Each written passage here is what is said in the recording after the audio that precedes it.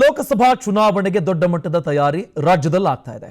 ಕಾಂಗ್ರೆಸ್ ಪಾಳ್ಯದಲ್ಲೂ ಈ ಬಗ್ಗೆ ದೊಡ್ಡದೊಂದು ಚರ್ಚೆ ಆಗ್ತಿದೆ. ಆದರೆ ಒಂದು ಬಿಗ್ ಎಕ್ಸ್ಕ್ಲೂಸಿವ್ ನ್ಯೂಸ್ ಅನ್ನ ಲೋಕಸಭಾ ಚುನಾವಣೆಗೆ ಸಂಬಂಧಪಟ್ಟ ಹಾಗೆ ವಿಸ್ತಾರ ನ್ಯೂಸ್ ತಂಡ ತರ್ತಾ ಇದೆ. ಆ ಕ್ಷೇತ್ರದ ಮೇಲೆ ಸಿಎಂ ಸ್ವತಃ ಕಣ್ಣಿಟ್ಟಿದ್ದಾರೆ. ಬಹಳ ಇಂಪಾರ್ಟೆಂಟ್. ಅವರಿಗೆ ಸವಾಲಿನ ಕ್ಷೇತ್ರ, ಸಿದ್ದರಾಮಯ್ಯ ಅವರು ಪ್ರತಿಷ್ಠೆಯಾಗಿ ಪರಿಗಣಿಸಿರುವ ಕ್ಷೇತ್ರ. ಸೊ ವಿಸ್ತಾರ ನ್ಯೂಸ್ ಲೋಕಸಭಾ ಚುನಾವಣಾ ತಯಾರಿಯ ಈ ಹೊತ್ತಿನಲ್ಲಿ ಸಿಎಂ ಅವರೇ ಪ್ರತಿಷ್ಠೆಯಾಗಿ ಪರಿಗಣಿಸಿರುವ ಆ ಕ್ಷೇತ್ರದ ಬಗ್ಗೆ ಮಾಹಿತಿಯನ್ನ ಕೊಡ್ತಾ ಹೋಗ್ತೀವಿ. Exclusive news.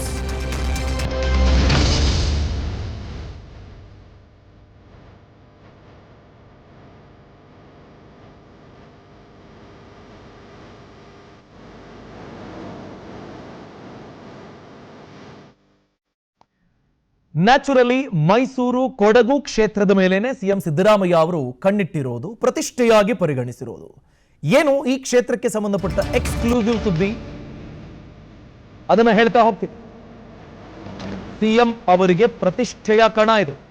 ಮೈಸೂರು ಕೊಡಗು ಲೋಕಸಭಾ ಕ್ಷೇತ್ರ. ಸಂಸದ ಪ್ರತಾಪ್ ಸಿಂಹ ಹ್ಯಾಟ್ರಿಕ್ ಬಾರಿಸೋದಕ್ಕೆ ತಯಾರಿಯಲ್ಲಿ ತೊಡಗಿದ್ದಾರೆ. ಆದರೆ ಅವರ ಹ್ಯಾಟ್ರಿಕ್ ಜರ್ನಿಗೆ, ಆ ಕನಸು ನನಸಾಗೋದಕ್ಕೆ ಬಿಡಬಾರದು ಅನ್ನೋದು ಸಿಎಂ ಸಿದ್ದರಾಮಯ್ಯ ಅವರ ಪ್ಲಾನ್. ಯಾವುದೇ ರಾಜಕೀಯ ಎದುರಾಳಿ ಹೀಗೆ ಯೋಚನೆ ಮಾಡೋದಕ್ಕೆ ಸಾಧ್ಯ. ಹಾಗಾದ್ರೆ ಸಿದ್ದರಾಮಯ್ಯ ಅವರಿಗೆ ಯಾಕೆ ಪ್ರತಿಷ್ಠೆ? ಯೋಚನೆ ಮಾಡಿರ್ತೀರಿ, ಯತೀಂದ್ರ ಅವರಿಗೆ ಸ್ಪರ್ಧೆಗೆ ಅವಕಾಶ ಮಾಡಿಕೊಡಬಹುದು, ಆ ಕಾರಣಕ್ಕಿರಬಹುದು ಅಂತ. ಅದಲ್ಲ ವಿಷಯ. ಇನ್ನೊಂದು ಎಕ್ಸ್ಕ್ಲೂಸಿವ್ ಮಾಹಿತಿ ಇದೆ. ಆ ಮಾಹಿತಿ ನಿಮ್ಮ ಮುಂದೆ ನಾವು ತರ್ತಾ ಹೋಗ್ತೀವಿ.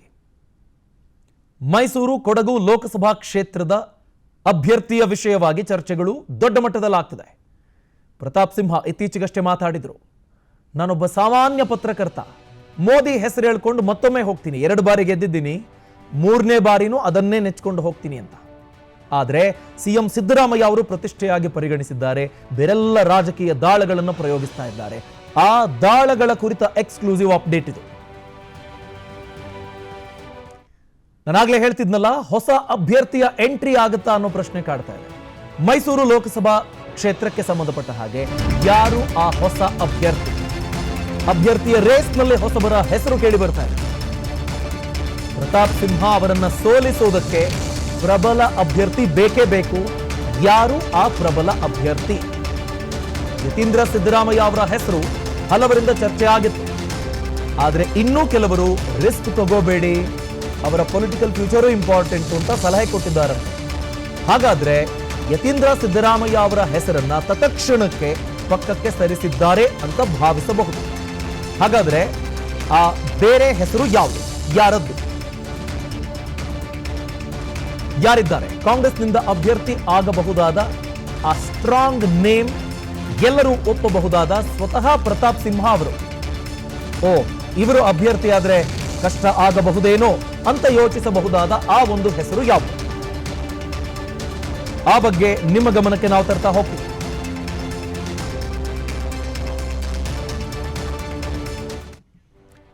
ಸ್ವತಃ ಸಿಎಂ ಸಿದ್ದರಾಮಯ್ಯ ಅವರು ಈ ಹೆಸರನ್ನ ಮುನ್ನೆಲೆಗೆ ತರ್ತಾ ಇದ್ದಾರಂತೆ. ಪ್ರತಾಪ್ ಸಿಂಹ ವಿರುದ್ಧ ಹೊಸ ಹೆಸರು. ಯಾರು ಆ ಹೊಸ ಹೆಸರು? ಇದು ಮೇ ಬಿ ಇಡೀ ನಾಡು ಒಪ್ಪಬಹುದಾದ ಹೆಸರಿರಬಹುದು. ಇದಕ್ಕೆ ಯಾವುದೇ ತರಹದ ವಿರೋಧ ಇರೋದಿಲ್ಲ. ಯದುವೀರ ಕೃಷ್ಣದತ್ತ ಒಡೆಯರ್ ಸಂಪರ್ಕ ಮಾಡಿ ಅಂತ ಸಿಎಂ ಸೂಚನೆ ಕೊಟ್ಟಿದ್ದಾರಂತೆ. ಅವಶ್ಯಕತೆ ಬಿದ್ದರೆ ನಾನು ರಿಕ್ವೆಸ್ಟ್ ಮಾಡ್ಕೊಳ್ತೀನಿ, ಅವರ ಜೊತೆಗೆ ಮಾತಾಡ್ತೀನಿ. ಪ್ರತಾಪ್ ಸಿಂಹ ಅವರನ್ನ ಸೋಲಿಸುವುದಕ್ಕೆ ಯದುವೀರ ಒಡೆಯರ್ ಉತ್ತಮ ಅಭ್ಯರ್ಥಿ ಅಂತ ಸಿಎಂ ಸೂಚನೆ ಕೊಟ್ಟಿದ್ದಾರಂತೆ. ಹೀಗಾಗಿ ನಾಯಕರು ಸಂಪರ್ಕಿಸುವ ಯತ್ನವನ್ನು ನಡೆಸುತ್ತಿದ್ದಾರೆ. ನಿಮ್ಮ ಗಮನಕ್ಕಿರಲಿ, ರಾಜರ ಕುಟುಂಬಸ್ಥರಿಂದ ಇದೇ ಮೊದಲ ಬಾರಿಗೆ ಚುನಾವಣೆಗೆ ಸ್ಪರ್ಧೆ ಮಾಡ್ತಿರೋದೇನಲ್ಲ. ಶ್ರೀಕಂಠದತ್ತ ನರಸಿಂಹರಾಜ ಒಡೆಯರ್ ಸಂಸದರಾಗಿದ್ದವರು. ಈಗ ಯದುವೀರರ ಹೆಸರು ಮುನ್ನೆಲೆಗೆ ಬರ್ತಾ ಇದೆ. 84ರಲ್ಲಿ ಶ್ರೀಕಂಠದತ್ತ ಒಡೆಯರ್ ಅವರು ಕಾಂಗ್ರೆಸ್ನಿಂದ ಸಂಸದರಾಗಿದ್ದರು. 91ರಲ್ಲಿ ಬಿಜೆಪಿಯಿಂದ ಸ್ಪರ್ಧೆ ಮಾಡಿದ್ರು, ಸೋಲನ್ನ ಅನುಭವಿಸಿದ್ರು ಚಂದ್ರಪ್ರಭಾ ಅರಸ್ ವಿರುದ್ಧ. ಆ ಬಳಿಕ ಮತ್ತೆ ಕಾಂಗ್ರೆಸ್ಸಿಗೆ ವಾಪಸ್ ಆದ್ರವರು 96, 99, 2004 ಈ 3 ಚುನಾವಣೆಗಳಲ್ಲಿ ಅವರು ಮತ್ತೆ ಹ್ಯಾಟ್ರಿಕ್ ಸಾಧನೆಯನ್ನು ಮಾಡೋದಕ್ಕೆ ಸಾಧ್ಯ ಆಯಿತು ಕಾಂಗ್ರೆಸ್ನ ಅಭ್ಯರ್ಥಿಯಾಗಿ. ಈಗ ಯದುವೀರ್ ಕೃಷ್ಣದತ್ತ ಒಡೆಯರ್ ಅವರ ಹೆಸರು ಮುನ್ನೆಲೆಗೆ ಬರ್ತಾ ಇದೆ. ಸಿಎಂ ಅವರ ಸೂಚನೆಯಂತೆ ಇದು. ನೋಡಿ, ರಾಷ್ಟ್ರೀಯ ಪಕ್ಷಗಳು ಯದುವೀರ ಒಡೆಯರ್ ಅವರಿಗೆ ಪದೇ ಪದೇ ಕೇಳ್ತಾ ಇರೋದು, ಅಪ್ರೋಚ್ ಮಾಡ್ತಿರುವಂತಹ ಕೆಲಸಗಳಾಗ್ತಾ ಇದೆ. ದೊಡ್ಡ ಮಟ್ಟದ ಡಿಮಾಂಡ್ ಯದುವೀರ ಅನ್ನೋ ಹೆಸರಿಗಿದೆ. ಇಲ್ಲಿ ಬಹಳ ಇಂಟ್ರೆಸ್ಟಿಂಗ್ ಫ್ಯಾಕ್ಟ್ ಏನ್ ಗೊತ್ತಾ, ಪ್ರತಾಪ್ ಸಿಂಹ 2 ಬಾರಿ ಸಂಸದರಾಗಿದ್ರೂನು ಬಿಜೆಪಿಯಿಂದಲೂ ಸೆಳೆಯೋಕೆ ಪೈಪೋಟಿ ಇದೆಯಂತೆ. ಇದು ಸರ್ಪ್ರೈಸಿಂಗ್.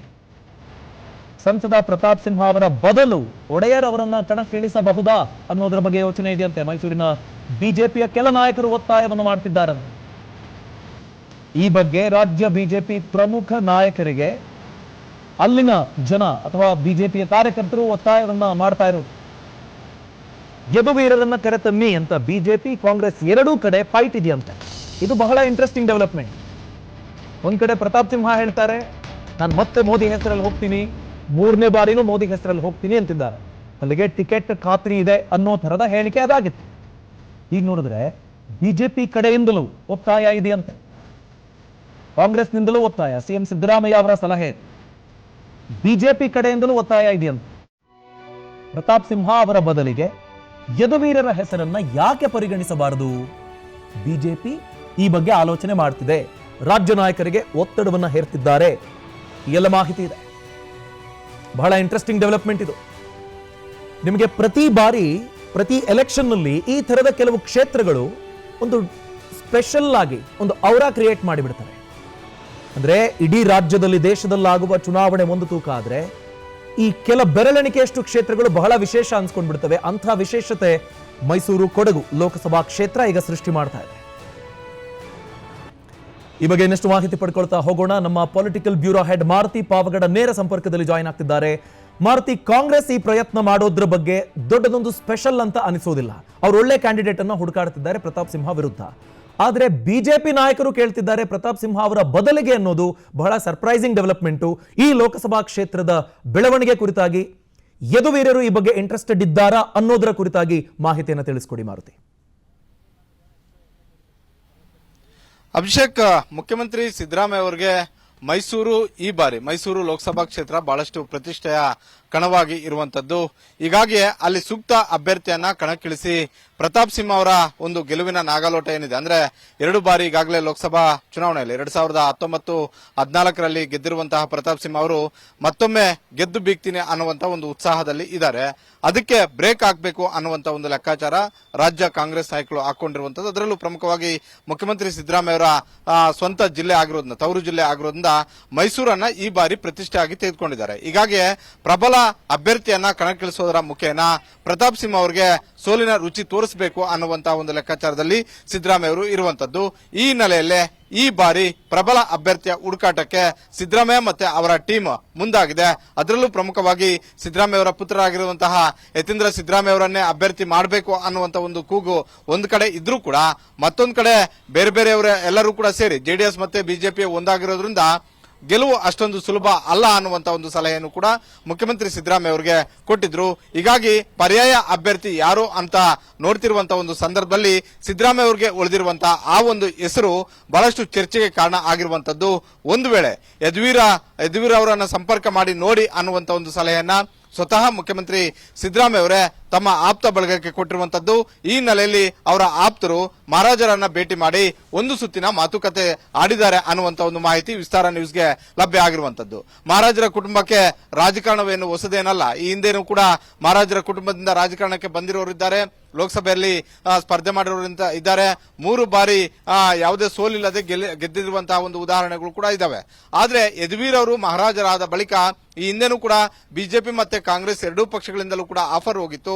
ಆ ಸಂದರ್ಭದಲ್ಲಿ ಅದನ್ನ ತಳ್ಳಿ ಹಾಕುವಂತಹ ಒಂದು ಕೆಲಸವನ್ನ ಇಬ್ರು ಕೂಡ ರಾಜರು ಮಾಡಿದ್ರು, ಅದೇ ರೀತಿ ರಾಜಮಾತೆಯನ್ನು ಕೂಡ ಮಾಡಿದ್ರು. ಆದ್ರೆ ಈ ಬಾರಿ ಕಾಂಗ್ರೆಸ್ ನಾಯಕರು ಒಂದು ಕಡೆ ಒತ್ತಡ, ಪ್ರತಾಪ್ ಸಿಂಹ ಅವರನ್ನ ಸೋಲಿಸೋದಕ್ಕೆ ಯದುವೀರ್ ಒಡೆಯರೇ ಉತ್ತಮ ಅಭ್ಯರ್ಥಿ ಅನ್ನೋದು, ಮತ್ತೊಂದು ಕಡೆ ಪ್ರತಾಪ್ ಸಿಂಹ ಅವರ ವಿರುದ್ಧ ಪಕ್ಷದ ವಲಯದಲ್ಲೇ ಒಂದಷ್ಟು ಚರ್ಚೆಗಳು ಆಗ್ತಾ ಇದಾವೆ.